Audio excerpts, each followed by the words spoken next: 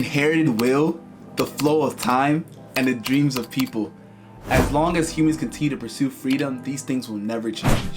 According to the greatest pirate to ever live, inherited will and the dreams of the people are the two most important things when it comes to being a pirate. The audacity to have a dream so magnificent that it literally dwarfs everything else in comparison, and the strength of will to carry those dreams out are the two necessary things to be a part of that elite group of people who are actually close to becoming the king of the pirates. Devil fruits are dreams.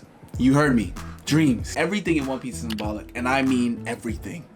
Haki symbolizes the strength of one's will, while devil fruits symbolize the dreams of the people, according to Dr. Vegapunk.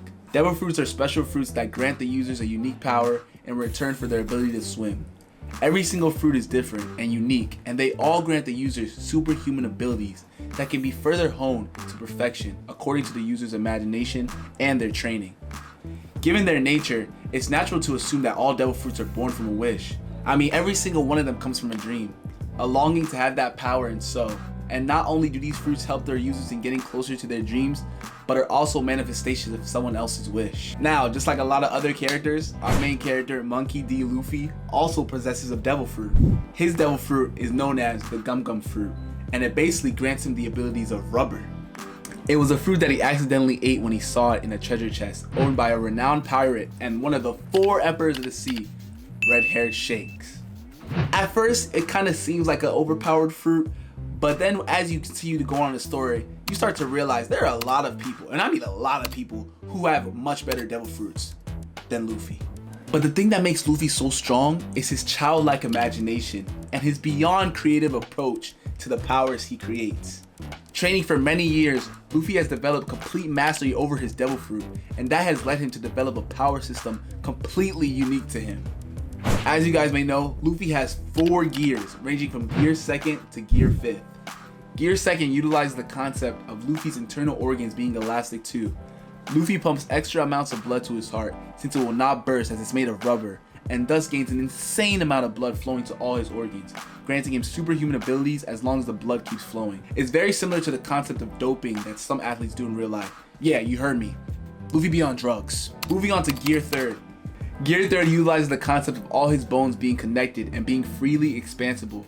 He connects them all and expands them to form a giant hand or a giant foot, making his attack that many times stronger. Like y'all seen it, he be a giant, like he be breaking shit for real. Gear 4 takes both these things further as he combines his devil fruit with his haki and develops a form that expands like rubber and is rock solid to touch at the same time. This is based on the concept of tension. Gear 5th, however, is the most interesting one. In fact, the Gear 5th reveal shows us that Luffy's fruit is not a Paramecia type devil fruit. In fact, it's a Zoan type fruit with a will of its own. You heard me, a will of its own. The fruit's real name is Hito Hito no Mi, Maro Sun God Nika. This completely changes everything with Luffy's power, as he is not really a rubber man. This fruit gives him the abilities of Sun God Nika, the symbol of hope, freedom, and joy. It grants him the ability to fight as freely as possible and makes him a force to be reckoned with. And since devil fruits are the dreams of people, this fruit must have been born from the age-old wish of humans to be liberated, to be free from their suffering, and to actually have the freedom of choice. The origins of this fruit before it came to Shanks' hand is unknown, especially because it has a will of its own and apparently has been avoiding the government for over 800 years. It seems it was also owned by Joy Boy, one of the most influential people against the world government in the Void Century. When the government found it, they gave one of their best Cypherpole agents, Who's Who, the responsibility of transferring it safely, but he was attacked by the red-haired pirates and was defeated, leading the fruit to come into the hands of Shanks and his crew, who then accidentally gave it to, you already know the boy, Luffy. The awakened fruit, as you guys can see in the last couple episodes, basically gives Luffy the power to fight as freely as he wants. Like, he be doing anything, honestly. He can expand, he can contract, he can affect everything around him and make it rubbery as well. He can get bigger, smaller, pause. And he can even affect the bodies of other people. Even his appearance is godly. He has a white cloud around his neck and all of his clothes and hair turn white. It's like this form turns him into a completely different person, honestly, with just the core of his personality still intact. Activating this power requires Luffy's heart to beat like a drum.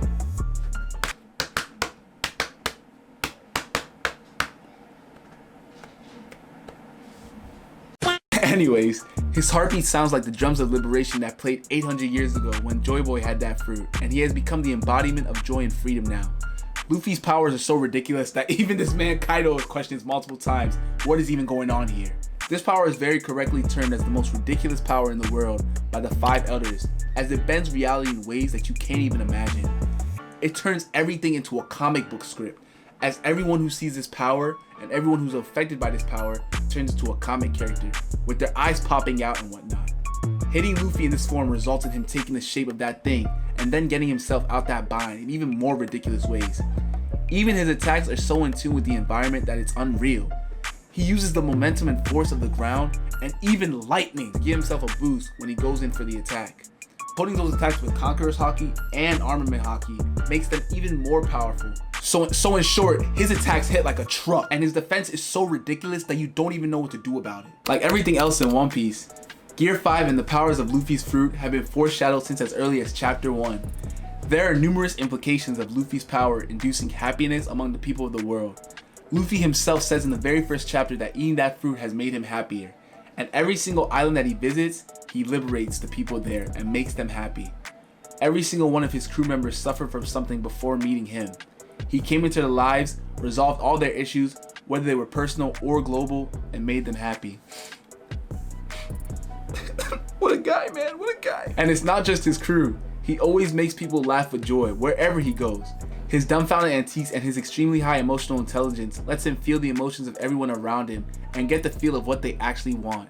He not only brings joy to the faces of these people, but in fact he liberates them. He gives them freedom. He gives them a reason to live, a reason to continue on. He makes sure that everyone he knows makes all their choices themselves. He loves being free and aspires to make everyone else free as well. His innate desire to free people is what makes him the warrior of liberation. That's why he's the GOAT! His conviction to not even let death get in the way of his dreams and adventure is what makes him Joy Boy. And the symbol of hope he becomes for people is what makes him Sun God Nika. All this has been foreshadowed throughout the stretch of the show in numerous ways. Smashing the world government headquarters, breaking into their most guarded prison, reaching and liberating a land ruled by a false god. All of these things make Luffy such a compelling character and an even more worthy contender for such a powerful fruit. Another foreshadowing of Luffy's fruit being a Zoan type is the fact that he's developed all these gears and transformations. Paramecia fruits cannot give you such an ability, no matter how creatively you use them. Transformations have always been a staple of Zoan's abilities. But all the foreshadowing aside, there are numerous lore implications for Luffy's fruit and his awakening. It is said that the fruit has not awakened for more than 800 years. Perhaps it was waiting for someone like Luffy, someone who innately has all the qualities of Joy Boy, someone who is so pure of heart that people are naturally attracted to him, someone who truly knows the meaning of freedom, someone who can actually do all these things without the help of his fruit. And that is why it only awakened in Luffy's possession. And that's why it's taken so long for someone to actually come and change the system. It somehow feels like destiny, while also being something consciously chosen by our heroes themselves. This power awakened in response to a need, the need to destroy an opponent that's threatening the freedom of others. Since Luffy himself wasn't strong enough to win against Kaido, the fruit awakened and came in response to the calls for help of all the people oppressed by him. It awakened to help him win against impossible odds when his back was against the wall, and it feels like it was the most natural progression of his powers. That's because he was written this way. That's because Luffy is exactly the type of man who would have all these powers. One Piece has a theme of reinforcing a theme from many different aspects. Luffy's fruit being the way it is what reinforces everything he stands for even more. So now in body, spirit, and mind, he's now well on his way to being the freest man alive. And that right there is the definition of the King of the Pirates. So yeah, Gear 5 is one of the most interesting and unique power-ups in the entire rostrum of anime power-ups, if not the most unique one, honestly. It perfectly encapsulates all the themes of the series and is something that is perfectly in line with the tone of the series, while also having some of the most intricate detailing and background lore. It gives the protagonist the powers of something we call the Toon Force, as you guys have been seeing, and makes him fight with as much freedom as he wants. It's the fruit that's truly fitting the man who is set to become the Pirate King and doesn't want to rule anyone at all. A free spirit like Luffy was always someone who was a perfect protagonist for the series, with his natural ability to do certain things that move the plot forward. It's always him who makes the choice of where he wants to go. It's always him who makes the choice of helping someone or abandoning them. In his choices, in his mind, and in his imagination, he has always been the freest person in the world. And now with his fruit, His body has left the constraints of a normal individual and has transcended the rules of the world he lives in, making his body the freest thing in the world as well. There is no better power for Luffy, and there's definitely no better power up in the series for a man who has the greatest dream, symbolized by his fruit, and the greatest strength of will, symbolized by his conqueror's haki. Thank you guys for watching to the end of the video. Make sure you like, comment, and subscribe. And until next time, LAG gang, stay goated, and peace.